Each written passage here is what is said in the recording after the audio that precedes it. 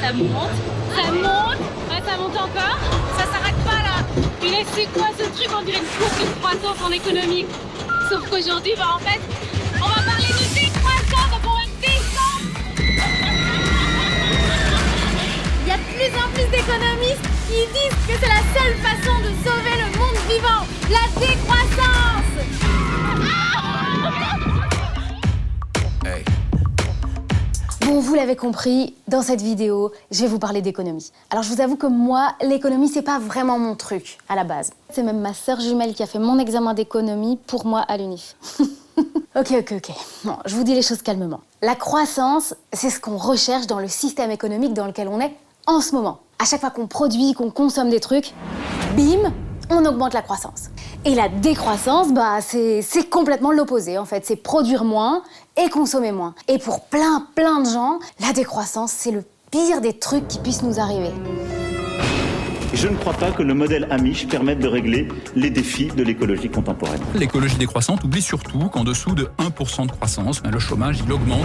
Mais moi, j'ai envie de comprendre. C'est quoi le problème du système actuel? Je ne suis pas économiste déjà par nature. Moi non plus, hein. Et si on change ce système, est-ce que ça veut dire qu'on deviendra tous pauvres, malheureux, au chômage? Il faut se poser la question, est-ce que la croissance nous rend heureux? Mais en préparant cette vidéo, je me suis rendu compte que c'était pas possible de continuer à dire moi, l'économie, c'est pas vraiment mon truc. Non, l'économie, c'est partout, tout le temps, tout autour de nous. Économie, ça vient du grec. Alors je me la joue, mais vous le savez maintenant, j'ai jamais fait de grec. Bref, je l'ai vu sur internet. Éco, ça vient de oikos, ça veut dire maison. C'est aussi une marque de yaourt, mais ça, on s'en fout. Et nomi, ça vient de nomos, gérer. Gérer la baraque. Mais c'est bon alors, moi je la gère la maison, c'est qui la base de l'économie ici? Sauf que là, on parle pas de ma petite maison à moi, non. On parle de notre maison à tous, la planète. Et la maison, elle brûle. Alors on fait quoi quand la maison brûle? On cherche des solutions pour éteindre le feu, on regarde un peu si notre gestion de la maison est ok ou pas. Ça, c'est de l'économie, c'est clair, net, précis. Sauf que le truc, c'est que depuis toujours, on donne des règles pour l'économie. Et depuis des décennies, la règle la plus importante, c'est la croissance. Un peu comme dans Le Seigneur des Anneaux, il y a l'anneau qui gouverne tous les autres. La croissance, c'est la règle qui dépasse toutes les autres. Je peux vous poser une question? Super pressé. Ah, mais ça va super vite, hein! En économie, la croissance, ça veut dire quoi? La croissance en économie, Je ne suis pas économiste déjà par nature. Moi non plus, hein. Je dois avouer que je ne sais pas la réponse. je dirais que ça touche aux capitaux, Le pouvoir d'achat? le développement. Il faut voir au niveau du produit intérieur brut. Bien sûr, c'est lié à l'économie, mais pas que. Ça touche aux petits commerces comme les grands. Faudrait qu'il y ait une croissance, mais qui n'impacte pas le social, l'environnement. Concrètement, c'est quoi? C'est quand ça monte. C'est quand ça monte, voilà. En fait, si on veut dire les choses de manière super basique, la croissance, c'est toujours faire plus d'argent. Plus. Et comment on sait si on a eu un beau bulletin, si on a été des bons petits élèves parce qu'on a respecté la règle ultime de la croissance? On regarde le PIB. Cauchemar de secondaire. Ouais, on a tous déjà entendu parler de ça. Produit intérieur brut. En gros, c'est grâce au PIB qu'on sait si un pays a réussi à créer plus de richesses que l'année précédente. Le PIB, c'est le fameux indicateur de la fameuse croissance. Ça compte les euros qu'on a produits dans une économie. Et tant que ça grimpe, c'est bon. Pour la Belgique, en 2023, on est à 1,3% de croissance du PIB. Mais bon, pour moi, en fait, ça, c'est juste un chiffre. J'ai aucune idée de si c'est bien ou pas bien. Du coup, j'ai voulu poser la question à un économiste. Timothée Paric. C'est un économiste que je trouve super concret et on le voit partout depuis qu'il a écrit un livre qui s'appelle « Ralentir ou périr ». Timothée, est-ce que 1,3% de croissance pour la Belgique, c'est bien ou c'est pas bien? Justement, on sait pas. C'est comme si je vous disais, est-ce que 1,3 km, c'est bien ou c'est pas bien pour une journée? Ça dépend où vous voulez aller. Les kilomètres, c'est une mesure d'agitation de votre mouvement, mais c'est pas une mesure d'objectif. Le PIB, c'est pareil pour une économie. Ça mesure pas l'objectif, la satisfaction des besoins. Ça nous dit juste, la vitesse d'agitation des euros dans cette donc économie monétaire des choses que l'on achète et que l'on vend. Moi, par contre, ce qui m'inquiète quand j'entends 1,3% de croissance, c'est que j'entends qu'une économie devient plus grosse. Et en tant qu'économiste écologique, quand j'entends une économie qui produit et qui consomme plus, c'est une économie qui va venir extraire plus d'énergie et de matériaux et qui va venir rejeter plus de polluants et donc dégrader les écosystèmes. Si vous le faites une année, ça va, mais si vous avez une croissance exponentielle, c'est-à-dire 1,3% de croissance, ça fait doubler la taille de votre économie tous les demi-siècles, et bien là, au bout d'un moment, ça va forcément créer un problème écologique. Ok, donc en clair, ce qu'il m'explique Timothée, c'est que le PIB, il mesure pas la satisfaction de nos besoins. Le PIB va pas tenir compte de ce qui est bon ou mauvais pour nous ou pour l'environnement. Et il y a un exemple qu'il cite très souvent pour expliquer ça. Hop, je vous sors ce hamburger. Imaginons, on va payer un mec pour faire de la pub pour ce hamburger. Une belle publicité. Bah, ce mec, il va falloir lui payer. Il aura un salaire, bim, le PIB augmente. Ensuite, une fois que la pub est faite, bah, y a des chances qu'on ait envie de manger plus de hamburgers. Hop, alors ces hamburgers, il va falloir les acheter et donc forcément, le PIB augmente. Après, une population qui va manger beaucoup de hamburgers, très gras, très sucrés, bah, elle risque de tomber malade. Et quand on est malade, qu'est-ce qu'on fait? On va voir le médecin qu'il faut payer. Bim, du PIB. Le médecin, lui, bah, il va nous prescrire des médicaments. En tout cas, il y a de grandes chances qu'il nous prescrive des médicaments qu'on doit aller acheter où? À la pharmacie. Ces médicaments, il faut les payer. PIB. Et comment on va à la pharmacie? Bah, on y va en voiture. PIB. J'adore. Et encore, hein, là, je vous ai pas parlé des coachs sportifs, salles de sport, cures d'amaigrissement, des compléments alimentaires pour perdre le petit bidou que j'aurais attrapé en mangeant tous ces hamburgers. Parce que tout ça, c'est quoi? Bah, c'est du PIB, du PIB, du PIB, du PIB, du PIB, du PIB. En clair, bah, peut-être que si on n'avait pas fait de pub pour ce truc-là, on aurait vendu moins de hamburgers, on aurait été moins chez le médecin, ça aurait fait moins de PIB. Mais peut-être qu'on serait mieux, non?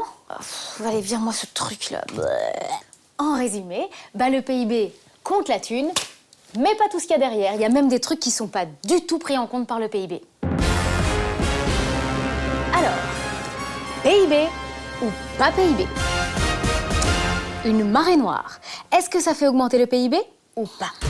Alors, c'est cata pour l'environnement et la pollution, ça fait des milliers de litres de pétrole dans les mers, mais oui, ça crée du PIB, parce qu'il va falloir payer des heures de nettoyage pour sauver ce qui est sauvable. Magnifique. Il y a des bénévoles pour les Restos du Cœur ou une ONG environnementale. PIB ou pas PIB?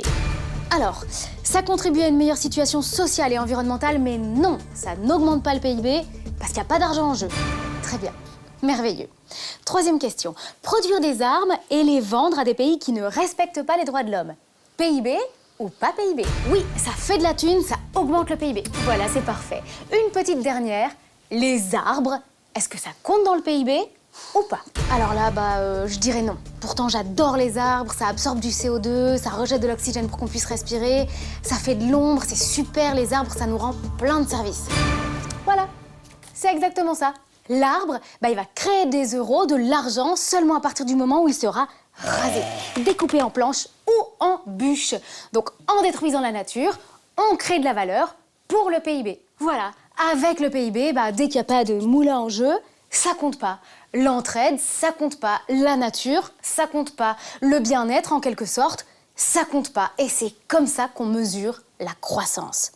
Ça, c'est le premier gros défaut de notre système. Le deuxième gros défaut, c'est que ça s'arrête jamais. Ça peut pas s'arrêter, puisque la règle, c'est la croissance. Et je suis pas mathématicienne ou scientifique, mais comment on peut imaginer produire plus, consommer plus, alors que la taille de la Terre, elle augmente pas. Il y a 4 milliards d'années, la circonférence de la Terre, c'était 40 000 km. Et aujourd'hui, c'est toujours 40 000 km. Croissance, 0%. Allez, donne-moi le panneau. Ce que je veux dire, en fait, c'est que on peut pas toujours vendre plus de voitures, plus de vêtements, plus de smartphones, plus de voyages en avion, plus de trucs inutiles comme des lunettes de soleil pour chiens ou des moules pour faire des œufs carrés, Alors que toutes les ressources qui sont nécessaires pour fabriquer ces choses, elles sont pas illimitées en fait. À un moment donné, il y en aura plus. Il y a rien dans la nature qui a une croissance infinie. On peut pas faire comme si le bois, les métaux, le sable, le pétrole, l'alimentation, c'était illimité. C'est pas possible. Là, on fait quoi? Je crois qu'on n'a pas le choix, faut qu'on ralentisse. Il y a un truc que je me demande, moi. Est-ce que dans nos pays, on serait vraiment moins heureux si on avait moins de choses, si on était moins riche? C'est vrai qu'à ce stade, on ne sait toujours pas concrètement à quoi ça ressemblerait la décroissance. Le contraire de ce qu'on vit maintenant, la croissance. Alors, il va falloir faire des choix. Donc, on part d'un budget biophysique limité. Ok, pause. Le budget biophysique, c'est la quantité de ressources qu'on a sur Terre. Et si on dépasse ce budget, ça veut dire qu'on a utilisé trop de ressources trop vite et qu'elles ne peuvent plus se renouveler. D'ailleurs, on part d'un budget qu'on est déjà en train de dépasser, donc il va falloir le réduire. Pour chaque activité qu'on a, donc ça à l'échelle d'une ville, d'une entreprise, d'un ménage, d'un pays, on a différents choix. On peut construire des pistes cyclables, un nouveau centre commercial, un golf ou des logements sociaux. Il va falloir justement avoir une certaine rigueur budgétaire, mais cette rigueur, elle va être biophysique et décider certaines choses ne vont pas pouvoir croître à jamais, d'autres vont devoir décroître et d'autres vont être stabilisées. Donc c'est un espèce de grand ménage de printemps où justement pour pouvoir garder un accès à la santé, à des transports publics de qualité, à une éducation aussi de qualité, il va falloir sauvegarder de l'énergie et des matériaux qu'il faudra ne pas utiliser dans l'extension, la construction d'une nouvelle autoroute, d'un nouveau centre commercial, dans la production d'une nouvelle ligne de voiture ou d'un nouveau smartphone. Ouais, ça c'est le monde dans lequel on vit. Et moi, en fait, ça peut me faire pleurer de me dire que je participe à ce système où tout va toujours plus vite, où on veut toujours plus de choses et où on bosse toujours plus pour pouvoir se les offrir, en fait. Tout ce temps que je passe loin de chez moi pour mon boulot, je me dis que c'est du temps que je pourrais donner à mes filles, à mes amis, à ma famille aussi. Et j'ai l'impression que cette question du bonheur, il y a de plus en plus de gens qui se la posent. Il y a aussi de plus en plus de gens qui osent changer, qui ont le courage de changer les choses. C'est un peu ce que raconte Madly, en fait. Elle avait un salaire confortable dans une boîte pharmaceutique avec des horaires à rallonge et elle a décidé de revoir ses besoins après la naissance de son fils. Le bruit, c'est le congélateur et je vais le couper. Je m'appelle Madly Ramelot. Je suis agricultrice dans la région de Buissonville, là, près de Rochefort.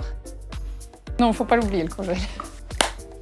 J'ai terminé donc, mon baccalauréat en 2007. J'ai été engagée directement dans une entreprise pharmaceutique à Wavre. J'ai travaillé en tant que technicienne de laboratoire pendant 8 ans. Le quotidien, c'était se lever à 5h30, prendre la voiture, avoir quasi 2 heures de route. Je rentrais à la ferme à 18h. J'enfilais ma salopette et mes bottes et j'aidais mon mari jusqu'à 19h, 19h30. Le déclic, c'est le premier enfant. On se rend compte qu'on n'est pas là le matin, on n'est pas là le soir. C'était dans ma tête caché dans un petit coin depuis longtemps. J'avais envie d'avoir un travail concret, d'amener ma touche à la ferme. En fait. Les vaches sont dans la prairie derrière vous. C'est du producteur au consommateur. J'aime bien faire vivre les gens avec qui je travaille, parce qu'ils prennent mes produits et les revendent dans leur magasin. Et puis le goût fait tout, ça n'a rien à voir. Quand on prend des baies de fraises, entre guillemets, de grands magasins et ces fraises-là qui sont bien rouges, c'est hyper concret parce qu'on a le produit fini, on a la satisfaction du client quand il vient faire ses cours, chercher son gâteau de glace. Les enfants avec un grand sourire qui viennent chercher leur cornet, voilà, c'est vrai que c'est satisfaisant. Je suis plus disponible le matin pour les petits déjeuners, pour les devoirs, les 4 heures. Je regrette pas, j'ai quitté un métier pour un mode de vie. En fait, je ne me vois plus. J'ai été il n'y a pas longtemps jusqu'à Jodogne dans les travaux et rouler 1h30. Je me suis dit non, je ne regrette pas du tout. Ça va, ça n'a pas commencé à couler? Rien du tout. C'est bon. J'espère que vous avez appris des trucs dans cette vidéo aujourd'hui. Ce qui est certain, c'est que toutes ces questions sur le bonheur, la décroissance, l'argent, la façon dont on vit, elles sont à la fois très loin de nous, très politiques, et en même temps, elles sont au cœur de nos vies perso. C'est la question des besoins essentiels dans un monde où la surconsommation est en train de tout dérégler. C'est un peu sentimental comme fin de vidéo, hein. Allez, dites-moi ce que vous en pensez, et puis surtout, likez, partagez et abonnez-vous à la page pour d'autres vidéos. Bisous, et puis bonne chance, hein.